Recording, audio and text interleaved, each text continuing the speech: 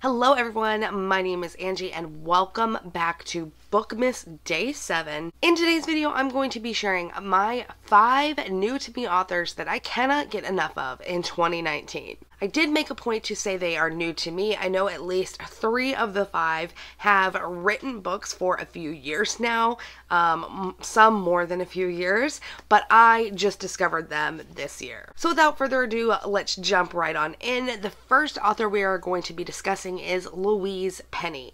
Louise Penny writes the Chief Inspector Armand Gamache mystery series that is set in Three Pines, Canada, and I adore that series. Now, while every book may not be a 5-star read for me, I really appreciate the time and effort Louise puts into crafting this world, and the attention to detail she puts in character relationships are flawless. I love it. So while it is very much a police procedural, it is not your typical police procedural.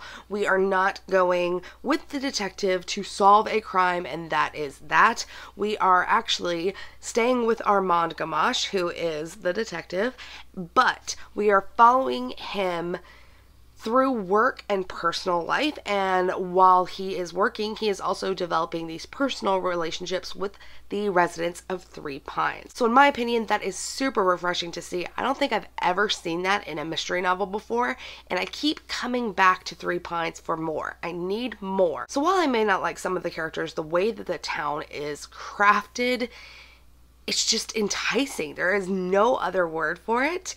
And I cannot wait to continue on with this series in 2020. An author similar to Louise Penny that I have just discovered this year is Sarah Bladel. She writes the Louise Rick series, and they are a police procedural set in Copenhagen, I think. But she also crafts relationships very well, especially with Louise's best friend. I'm totally drawing a blank on her name right now, but it's so rare to see a female friendship written in the way that Sarah writes it, where there is tiffs and spats, but it is not malicious or nasty. It is a true portrait of a friendship, combined with excellent storytelling and a plot that keeps me turning the pages. I love this series from what I have read so far. For author number 3, this is the last kind of crimey author that we are going to be discussing, and it is Courtney Summers. I got introduced to Sadie in January of this year, and I have not been able to let go of that book. I listened to it as an audiobook, and it was done in a podcast format, and if you know me at all, you know I love a good podcast. I devoured that book. I do not know if she has written anything else, but if she has, I need to get on it right away because I can't stop thinking about how awesome that book was. So Sadie is following what actually happened to this girl's missing sister, and like I mentioned, it is told in the podcast format. You have a cast of characters. It is great, you guys. If you have not read it, or better yet, if you have not listened to it on audio, I really recommend that book. For the 4th author on this list, we are going to be discussing Frederic Bachman. So I do have A Man Called Uva on my shelves, but I am very hesitant to pick it up because I adored Beartown and Us Against You so much, and I need the last book, like right now. What's the holdup? Let me know. What's taking so long, Frederic? Give me a call, something. I'm starting to think you don't appreciate our relationship, and I just need the 3rd book, man. I just need the 3rd book. Don't turn into George R.R. Martin on me, please. I know it takes time to get them translated. So this is another book that really focuses on the community feel as well as a strong storyline.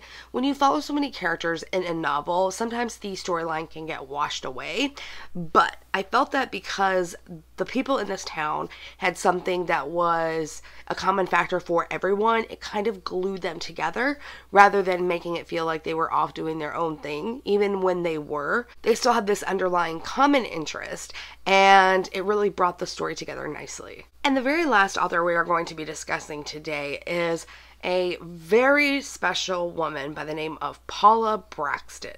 Now, I've only read one book by Paula, and I read it in January of this year, but I still have not been able to let it go, and that is The Little Shop of Found Things. Now, if you've been around my channel for a while, you will know that I typically steer away from magical realism. I really did not like the Raven Cycle series by Maggie Stiefvater or The Ocean at the End of the Lane by Neil Gaiman. Magical realism is just not my thing, and that's okay. However, in The Little Shop of Found Things, she turned me around completely. She made me a true believer of magical realism, and for an author to do that is super special. I cared about what was going on. I was invested with these characters, and the second book, which is called Secrets of the Chocolate House, is already out, and I need to read it ASAP. Those are my 5 new to me authors that I have been obsessing over in 2019. I want to know if you guys have any authors that you just can't get enough of this year. Leave them down in the comments below, and as always, I want to thank you guys so much for watching this video. If you liked it, please let me know by giving it a thumbs up and subscribing to become part of the tribe if you have not already. I will see you tomorrow with Bookmas Day 8. Bye!